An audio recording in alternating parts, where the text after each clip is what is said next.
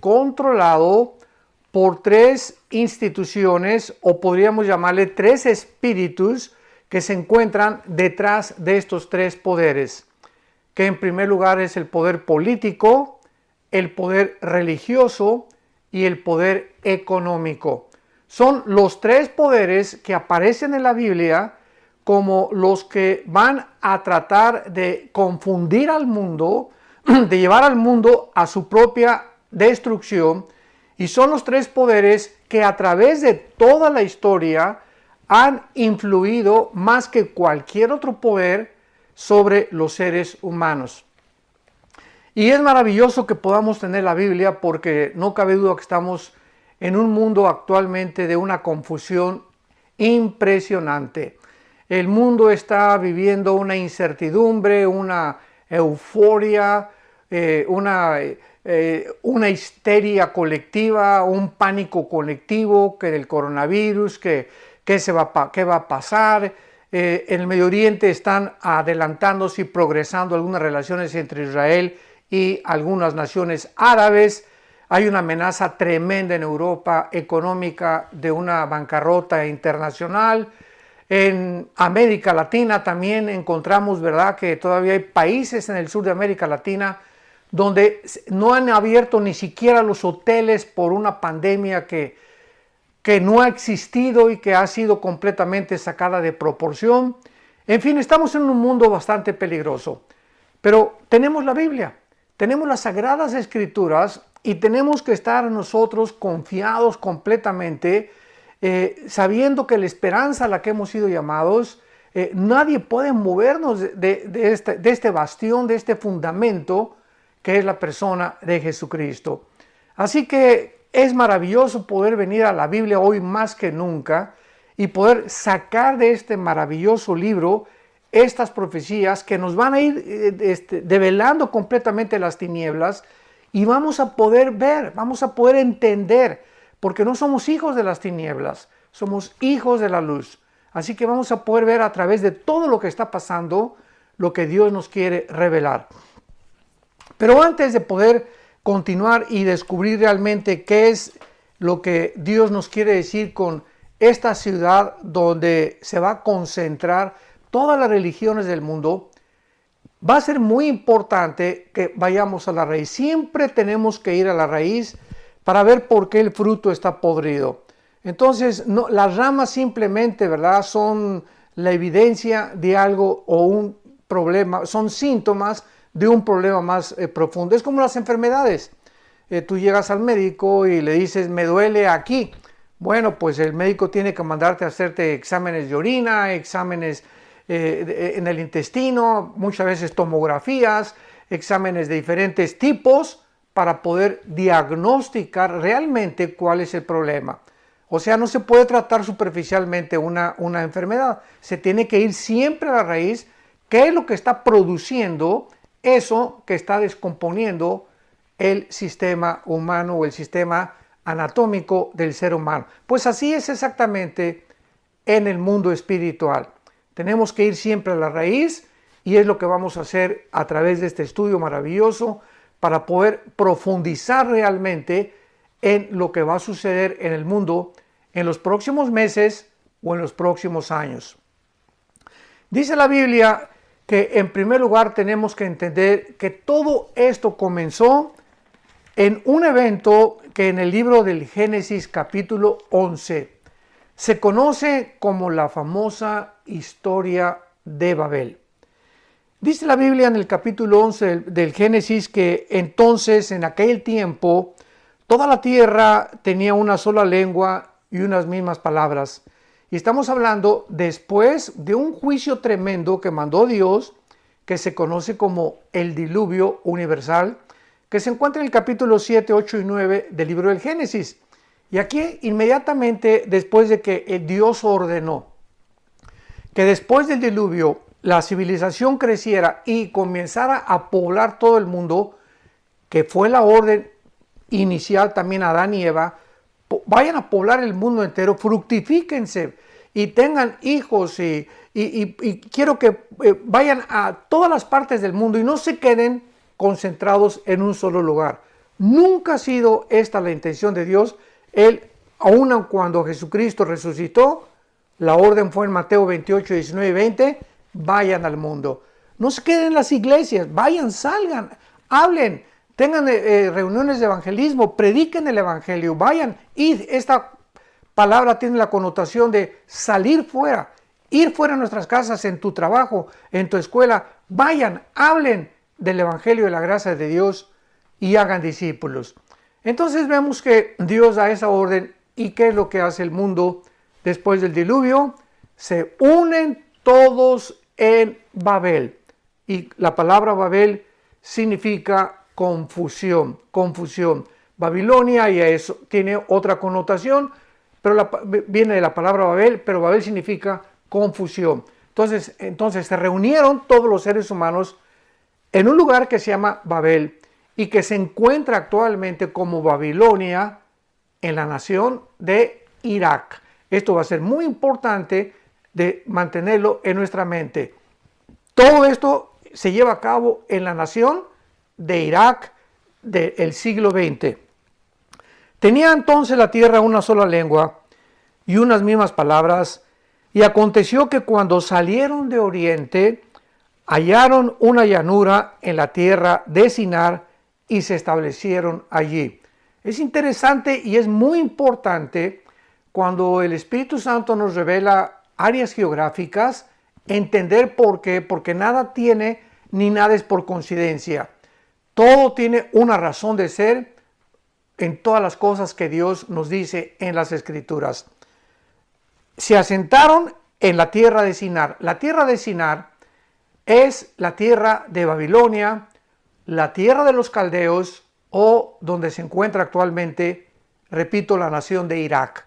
Así que siempre que ustedes vean en la Biblia, en el Antiguo Testamento, la tierra de los caldeos, la tierra de Sinar, se refiere a la misma área geográfica, Irak del siglo XX.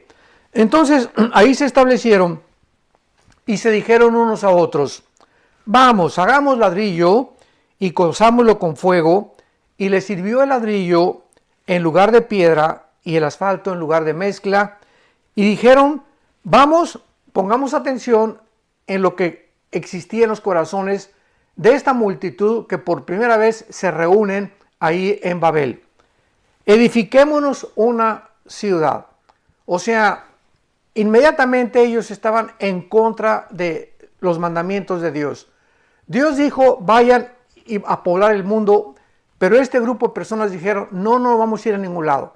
No vamos a hacerle caso a Dios, vamos a concentrarnos y vamos a hacer una gran ciudad. Inmediatamente la idea era hacerse un nombre, concentrarse en un solo lugar para hacerse famosos y concentrar un gobierno y, como lo vamos a ver, una sola religión también. Esto es muy interesante. Edifiquémonos una ciudad y una torre cuya cúspide llegue al cielo. Nos podemos imaginar qué idea más irracional, ¿verdad? Y absurda. Qué disparate, ¿cómo que llegar al cielo? Bueno, esa era la forma en la que ellos creían, como lo vamos a ir desarrollando, que podían acercarse a los dioses y a las religiones o a la religión que ellos iban a inventar para llegar al cielo. Vamos a hacer una torre, una ciudad y una torre que llega al cielo, y hagámonos un nombre por si fuéramos esparcidos por sobre la faz de la tierra. Aquí pues encontramos el primer intento en la Biblia de una rebelión masiva mundial en contra de Dios, cuyo objetivo es hacerse un nombre, concentrar todo en una ciudad y al mismo tiempo comenzar a escalar hacia el cielo. Y aquí podríamos llamar que es donde se inició la primera religión masiva, porque claro que el origen de las religiones comenzó desde Caín, que cuando Caín se acercó a Dios con el fruto de su esfuerzo, el fruto de la tierra, y Abel trae un sacrificio, ¿verdad? Porque Dios había enseñado a Adán y Eva que nadie se podía acercar a Dios sin un sacrificio. Caín viene y hace lo contrario a lo que sus padres Adán y Eva le enseñaron y le trae a Dios el fruto del sudor de su frente, de sus propios esfuerzos. Que finalmente vamos a ver que eso es lo que es una religión. Todas las religiones son el esfuerzo humano de acercarse a Dios mediante nuestros propios esfuerzos, mediante mis sacrificios y mis buenas obras. Y ese no es el camino que la Biblia nos enseña para acercarnos a Dios. Si Dios es Dios y Dios existe y somos criaturas creadas a su imagen y semejanza, es lógico que Él tenga que poner claramente y establecer las reglas del juego. Nosotros no inventamos el fútbol, ¿verdad? Alguien inventó el fútbol y hay un árbitro. Y el árbitro trae en su mano el reglamento. Y los jugadores no van a hacer lo que les da la gana. Porque pueden acercarse demasiado al área, todos juntos, y se marca un offside. O puede marcar el árbitro un penal cuando hay una jugada brusca contra otro jugador, en fin. Todos los juegos, el béisbol, el básquetbol, el que tú me quieras mencionar, el tenis, tienen reglas. Y para eso hay árbitros, para que nadie haga lo que le dé la gana y para que no haya anarquía en el campo o en el lugar donde se desarrolla tal juego. Pues así es la vida, también el juego de la vida. Somos jugadores y nosotros no hicimos las reglas, las hizo nuestro Creador. Y Él es el que pone las reglas y Él es el que cobra los penales y Él tiene el derecho a cobrar y a silbar el silbato para que podamos entender que cuando Dios nos silba el silbato y cuando Dios lo toca, nos está diciendo penal, o sea, has cometido pecado, eso no está permitido en el juego de la vida y tiene que haber una sanción. Entonces, todas las cosas en la vida se mueven de esta manera. No nos sorprendamos.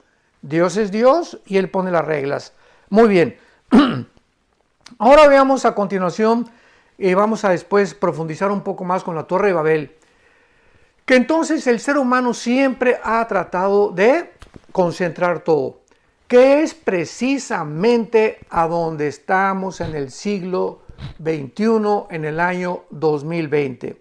Ahorita estamos en el mes de septiembre del 2020. Estoy compartiendo este estudio en septiembre del 2020 desde la casa de ustedes. Y nos encontramos en un mundo donde todas las naciones están tratando de unirse bajo una agenda global. Una cosa es el globalismo y otra cosa es la agenda global. El globalismo es cuando a lo que hemos llegado todos actualmente, porque ahorita hay una interconexión a través de la tecnología y el internet, o sea, nos hemos comunicado unos con otros, todos estamos ya completamente compenetrados. Una nación no podía actuar independiente de su vecino porque afecta al vecino, etcétera, etcétera.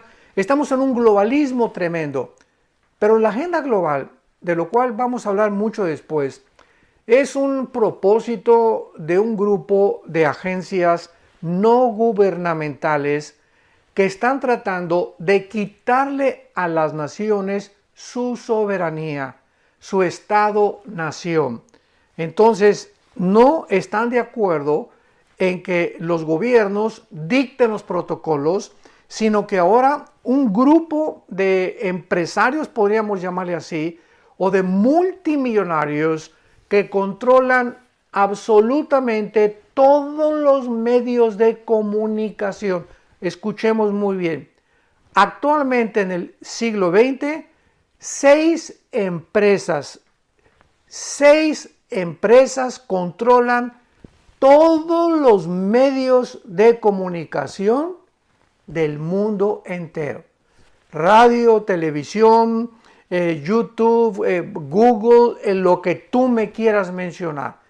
Y ellos, al controlar los medios de comunicación, dictan los protocolos y le dicen a los gobiernos lo que los gobiernos necesitan hacer o deben hacer. Entonces ya no son los gobiernos los que dicen bueno, no salgas de tu casa, o ponte un cubrebocas, o haz esto, o haz aquello. No, no son los gobiernos simplemente están recibiendo las órdenes de alguien más arriba. ¿No te has preguntado tú de quién? Bueno, no es del Papa, ¿verdad? No es de un rey soberano en todo el mundo, porque todavía no llegamos al tiempo del anticristo, que es a donde se dirige el mundo, sino que están proviniendo todas las órdenes y estos protocolos de una organización que se llama la Organización Mundial de la Salud, junto con las Naciones Unidas, y detrás de estas organizaciones no gubernamentales se encuentran no los gobiernos, repito, los gobiernos reciben las órdenes de lo que dice la OMS o la Organización Mundial de la Salud, pero los que se encuentran detrás de ellos es un grupo muy poderoso en el mundo. Unos lo han calificado como el Club de Bilderberg, otros los han calificado como los Illuminati, en fin, no vamos ahorita a entrar en eso, pero es muy importante que nos pongamos las pilas y que comencemos a entender que actualmente los gobiernos ya no son realmente, podríamos decir, los que gobiernan el mundo, sino que hay un grupo élite que son los que quieren quitarle a los gobiernos su soberanía y ellos imponer sus protocolos, y de alguna manera que la mayor parte del mundo no se ha dado cuenta, a través de esto se está pavimentando el camino para el surgimiento de un solo gobierno, una sola política, un solo sistema ideológico, de ideología política y un sistema económico internacional, tal como la Biblia lo profetizó hace más de 2600 años por los profetas hebreos. Muy bien, ahora vamos a entender claramente, ya que hemos tenido esta base acerca de la Torre de Babel y el intento humano desde el principio de la humanidad de poder reunirnos, juntarnos y tener una cabeza. En aquel tiempo la Torre de Babel era un hombre llamado Nimrod, que fue el que fundó precisamente la ciudad de Babel y que es un tipo del anticristo. O sea, la Biblia nos pone imágenes en el pasado, sombras, nos pone tipos para que nosotros podamos ver que esto iba a cumplirse en una esencia, en una realidad, siglos después, que es exactamente el tiempo donde actualmente nos encontramos. Todas aquellas cosas que se iniciaron del principio, hagan de cuenta que ha sido un ciclo todo. La Biblia dice que es como un ciclo el mundo, o la humanidad, o la historia del ser humano. Todo tuvo un comienzo en la zona del Medio Oriente, ahí se encontraba el huerto de Adán y Eva, y ha evolucionado el mundo de alguna forma. Hemos llegado al siglo XX, el mundo de la tecnología, del conocimiento, de la bomba atómica, la época cibernética, la gasolina, las televisiones, todo lo que se inventó en el siglo XX, y hemos llegado con toda esa tecnología exactamente al lugar de donde partimos. No nos ha servido absolutamente de nada, estamos a punto de autodestruirnos, estamos más confundidos que nunca, nos estamos portando más irracionalmente y de una forma absurda que no nos podríamos imaginar, y esta es la historia triste, patética de la raza humana, que hemos hecho un pobre papel como administradores de este mundo. El mundo lo hemos ensuciado, los mares, los climas, el aire. Nos encontramos, repito, confundidos en todos los aspectos, religioso, económico, político, como jamás en la historia, y seguimos creyendo que en nosotros están las soluciones. Eso es lo que se llama en la filosofía del humanismo. El humanismo no es solo humanitarismo, eso es otra cosa. Es tener empatía por la compasión de los seres humanos. El humanismo es una filosofía que establece que el ser humano es la cabeza de toda la creación. No hay Dios, no necesitamos nada de Dios, ni religión, ni nada. Nosotros somos capaces de hacer todo. Y vean ustedes esta falsa ideología a dónde nos ha llevado. A la ideología de género, el matrimonio no es un hombre y una mujer, a la aberración de la familia, en fin, hemos hecho, ¿verdad?, un mundo, un basurero completo. Dios tiene que intervenir, Dios tiene que tocar el silbato, Dios tiene que gritarnos desde el cielo, y ya lo está haciendo con todo lo que está pasando en el mundo, con estos cambios de clima tan completamente absurdos, ¿verdad?, tan extremos. Ahorita me encuentro aquí en la casa de ustedes y ayer estábamos a casi 100 grados de temperatura Fahrenheit. Ahorita bajó el termómetro a casi 50 grados, o sea, de un lado, de ayer a hoy, 50 grados bajó la temperatura aquí en la ciudad de Dallas, Texas. Entonces, ¿qué mundo estamos viviendo tan impresionante? Bueno, vayamos al capítulo 4 del Evangelio de Juan. Cristo, cuando baja del mundo hace 2000 años, Él precisamente no solamente baja a volver a conectarnos con su Padre, a que pudiéramos nosotros volver otra vez a enchufarnos a la fuente de la energía del universo, que es Dios, de donde proviene verdaderamente nuestra energía espiritual, porque solamente puede venir de ahí, no de tomar baños de sol, ni de tampoco ir a las pirámides de Teotihuacán, ni en el ocultismo. La energía verdadera que va a restaurar a la humanidad solamente puede venir de nuestro Creador. Y Dios escogió a su Hijo Jesucristo para que Él bajara del cielo y Él pudiera llevarnos a través de su muerte en la cruz. O sea, aquí está la cruz y aquí estamos nosotros. Y en medio de nosotros están las leyes de Dios. Y las leyes de Dios dice, el alma que pecare, esa morirá. Entonces vamos a ver ahorita con el Evangelio de Juan y la mujer samaritana cómo Cristo explica claramente lo que es una religión. Y vemos que una religión es algo que estamos tratando nosotros de hacer por brincarnos el reglamento de Dios mediante nuestros propios esfuerzos. Queremos llegar a la cruz, que implica la salvación, mediante nuestros propios esfuerzos. Y esta barrera que está entre tú y entre Dios, que se llama el pecado, nadie ni una religión lo puede quitar de en medio, más que la sangre preciosa de Jesucristo.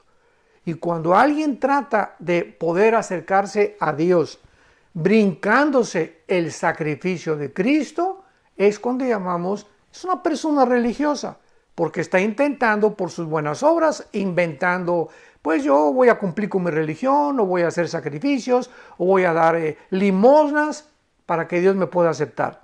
Y lo vamos a entender claramente. Entonces Cristo baja al mundo para quitar esa barrera que nos separaba de Dios y mediante su sangre unirnos. Podemos llegar hasta la cruz por el camino que Cristo abrió con su sangre. Esto es lo que Él quiso decir en Juan 14:6. Yo soy el camino. No hay manera de venir a mi Padre, dijo Jesucristo, más que a través de mí. Cualquier otro camino que el hombre trate de usar para poder llegar a Dios es un camino que parece derecho, pero es un camino de muerte. Muy bien. En Juan capítulo 4, Cristo tenía una cita. Esto es importante. Cuando Jesús vino al mundo, Él traía un programa, traía un calendario de todos los días lo que Él tenía que hacer. O sea, Jesús no vino independientemente de su Padre, precisamente para mostrarnos en su humanidad la importancia de nuestra dependencia diaria de Dios. Y como humano Jesús, eso fue lo que nos quiso enseñar. Él no vino a hacer su voluntad. Él lo dijo una y otra vez. Yo no vengo a hacer mi voluntad. No vengo a usar mis poderes independientemente de mi Padre. Vengo a hacer 100% lo que mi Padre me diga.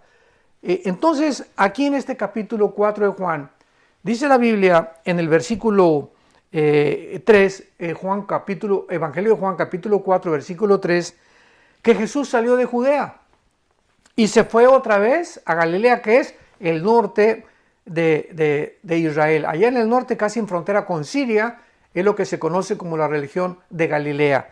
Y dice la Biblia, y le era necesario vean ustedes lo que dice, era necesario pasar por Samaria. O sea, ¿por qué dice el Espíritu Santo que era necesario? Porque estaba en su agenda. Ya estaba programado Jesús que ese día era una responsabilidad de él que tenía que ir a Samaria. Y Samaria es la parte en medio de Jerusalén. Entonces, en su camino a Galilea tenía que pasar por Samaria. Así lo había programado su padre. ¿Y por qué era tan importante que Jesucristo pasara por Samaria y se detuviera en Samaria, como lo vamos a ver con una mujer que estaba sacando agua de un pozo? Simplemente porque los samaritanos no se consideraban realmente judíos 100%, y los judíos no querían tener nada con los samaritanos de amistad, porque cuando vino la cautividad babilónica, muchos judíos se mezclaron con otras naciones. Entonces, los judíos no los consideraban 100% puros de pedigrí, o sea, de pura sangre. Entonces, cuando los judíos querían ir a Galilea, le daban la vuelta a Samaria, pero no querían pasar por Samaria. Repito, por el racismo. Ahí está el racismo que había ya, étnico, entre un grupo y otro grupo. Cuando de alguna forma pues tenían sangre judía, pero habían mezclado con otras naciones. Entonces Cristo a eso vino precisamente, ¿verdad? A romper todas las barreras del racismo y a mostrarnos de que no hay negros, ni morenos, ni blancos, etcétera, etcétera. Todos somos seres humanos creados a la imagen y semejanza de Dios, y el color de nuestra piel no implica que seamos de otra raza. Todos somos raza humana, amarillos, blancos, negros, cafés, etcétera, etcétera. Entonces, esta fue una de las cosas por las cuales Cristo tenía que pasar por Samaria. Ahora bien, al llegar a Samaria, la cita de Jesús era a las 12 del día. Dice la Biblia que entonces vino a la ciudad de Samaria junto a la heredad que Jacob dio a su hijo José. Y estaba allí el pozo de Jacob. O sea, Jesús llega a un área geográfica donde muchísimos siglos antes, el padre de las 12 tribus de Israel había estado ahí presente en ese lugar, por lo cual se le bautizó con el pozo de Jacob. Entonces Jesús, cansado del camino, se sentó ahí junto al pozo, y era como la hora sexta. Por eso sabemos que eran las 12 del día. Esto es lo interesante. ¿Por qué Jesús llega, atraviesa Samaria, número 1, número 2, llega puntual? Porque era la hora en la que el Padre le había en su calendario agendado para que también estuviera a esa misma hora. Porque a las 12 del día iba solamente una mujer a recoger el agua, porque era la hora de más calor. Ahora bien, las mujeres normales, las que no eran inmorales, ni prostitutas, ni adúlteras, o sea, las de la High Society o las bien portadas, iban a recoger el agua temprano cuando no había tanto sol. Entonces, esta mujer, la samaritana, era una mujer que lo vamos a ver más adelante, llevaba 5 maridos. O sea, ya se había casado 5 veces. Y además, con la persona con la que estaba viviendo, cuando Jesús la encontró, era su amante. O sea, vivía en amaciato. Era una mujer completamente inmoral. Y por eso, pues las mujeres, las que se consideraban muy santitas, pues iban temprano, y ella tenía que ir a las 12 para escapar del bullying y de la crítica y las amenazas que le pudieran lanzar. Y por eso Jesús tenía la cita no con las que se decían buenas. El Padre le hizo una cita con la pecadora, porque Jesús vino a salvar a los pecadores, no a los que se creen buenos ni a los que se creen religiosos. Vino a salvar a los que reconocen que hemos pecado, que somos pecadores delante de Él y que no tenemos ninguna forma de poder cambiar nuestra vida más que a través de lo que Él hizo en esa cruz. Muy bien. Entonces Jesús se acerca, llega cansado con la mujer y le pide agua de beber. Y entonces Cristo usa el lenguaje del agua para poder introducirse a la vida de esta mujer. Y le dice en el versículo 13, respondió Jesús y le dice, cualquiera que beba de esta agua volverá a tener sed. O sea, esta mujer, ¿qué es lo que estaba representando? Estaba representando a millones de mujeres en el mundo y podríamos también decir hombres, seres humanos que están creyendo que van a encontrar la paz y la satisfacción en otra persona, ya sea en otro esposo o otra esposa. Me voy a divorciar porque esta esposa no me satisface, no me hace feliz. Me voy a divorciar como famosos artistas de cine que se han casado 6, 7, 8, 9 veces, como la gran actriz del siglo XX, Elizabeth Taylor, considerada la mujer más bella del siglo XX, 9 matrimonios, buscando y creyendo de una forma tonta que otro ser humano existe, que es el que me va a hacer feliz. Y esta es la gran búsqueda inútil que el ser humano ha emprendido desde toda la vida, desde toda la historia. Recuerda, no es tu esposa ni tu esposo donde tú debes buscar la felicidad. No es en tus hijos donde la debes de buscar. Tenemos satisfacciones en el matrimonio, claro. A mí mi esposa me hace muy feliz, pero el 100% de mi felicidad no puede depender de ella. ¿Qué pasa cuando se muere tu esposa, cuando se muere tu esposo, cuando se muere algún hijo, cuando se mueren tus papás? Te das cuenta, ¿verdad?, de que si estabas aferrado y era el centro total de tus sentimientos y de tus emociones, pues te vas a deshacer y vas a quererte morir junto con esa persona, o no vas a tener ya la fuerza para poder enfrentar la vida. ¿Por qué? Porque tenías toda tu concentración en un ser humano. Entonces es imposible que podamos encontrar la felicidad, ni depende de nuestra felicidad si la otra persona me hace feliz. A mí me hace feliz, escúchame muy bien, a mí me hace feliz la relación que tengo con Dios.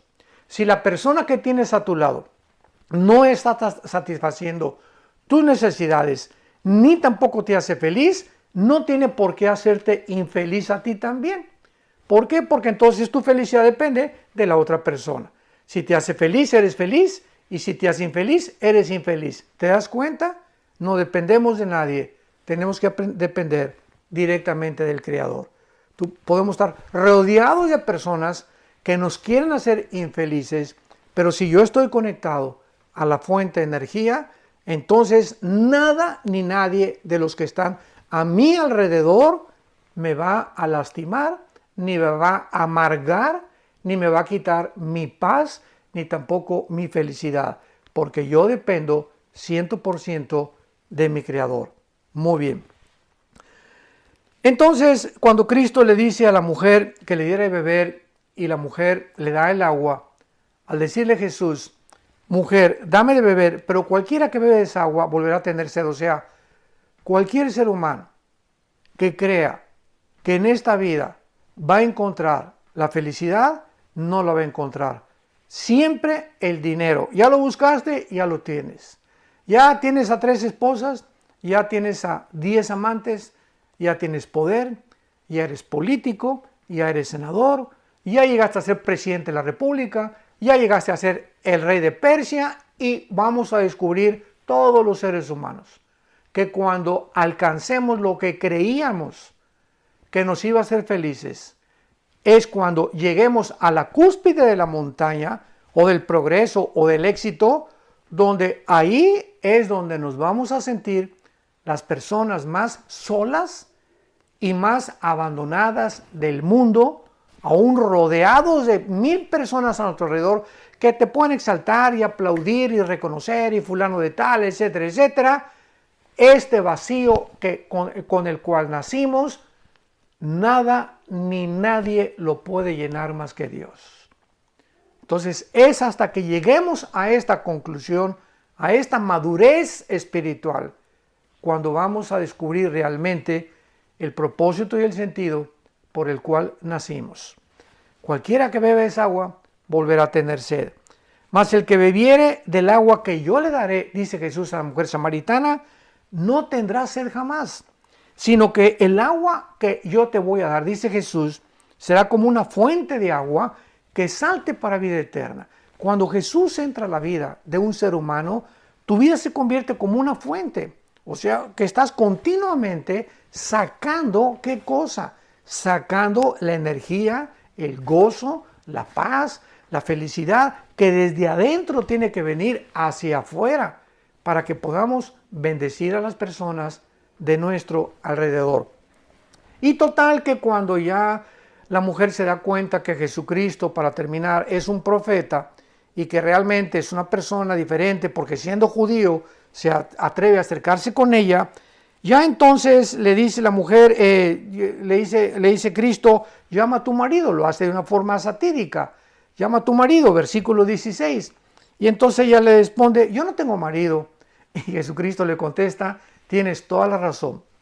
Versículo 18, porque tienes 5 maridos y el que ahora tienes no es tu marido. Esto es dicho con la verdad. Y la mujer inmediatamente le dice, pues tú eres profeta, ¿verdad? Y entonces la mujer, notemos esto, ¿qué verdades tan grandes hay en la Biblia? Esta mujer, siendo una mujer rechazada, amenazada, criticada en el mundo en el cual ella se desenvolvía por su forma inmoral en la que ella vivía, pues era como una prostituta, ¿verdad?, del siglo XX, y Jesucristo, el Hijo de Dios, se acerca a ella, al mismo tiempo que ella era como era religiosa, porque ese es el centro de nuestro estudio. Vamos a entender lo que es la religión.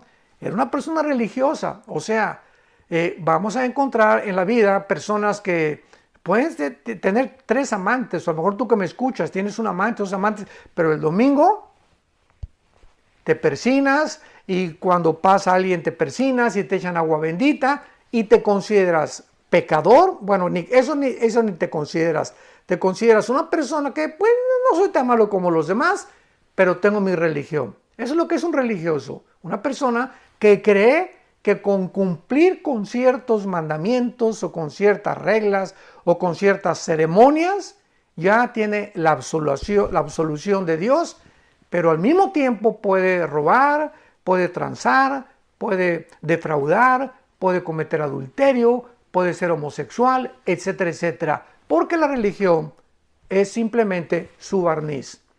Entonces la mujer le dice a Jesucristo, nuestros padres, Juan capítulo 4, versículo 20, le dice a Cristo, mis papás adoraron en ese monte, y ustedes los judíos dicen que debe adorarse en Jerusalén. O sea, es la misma condición y situación en la que el mundo se encuentra. ¿Cuál de todas las religiones es la verdadera?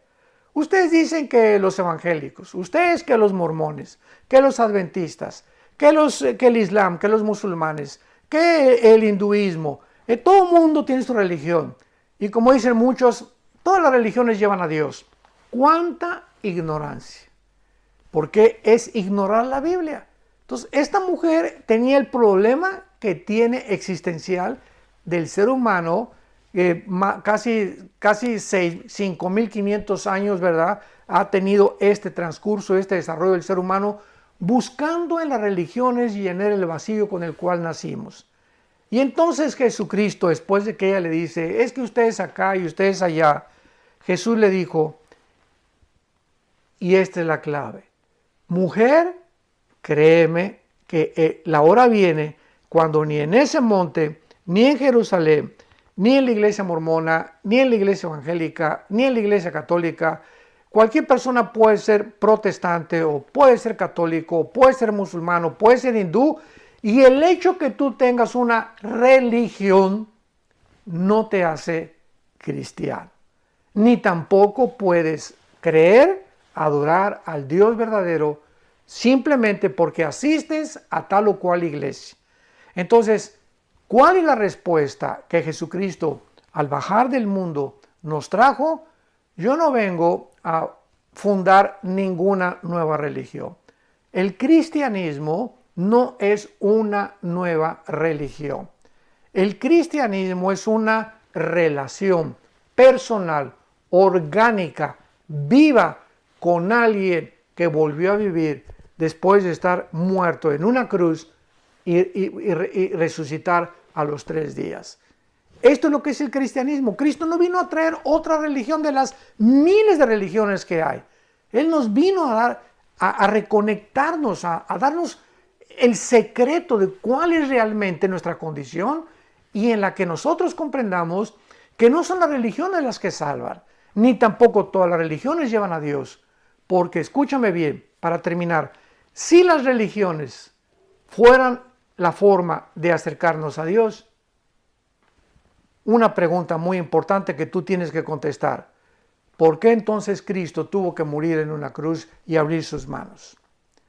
Si las religiones pudieran salvarnos, ¿por qué el Hijo de Dios tuvo que morir de una forma despiadada, cruel, sanguinaria, de manos de pecadores en una cruz?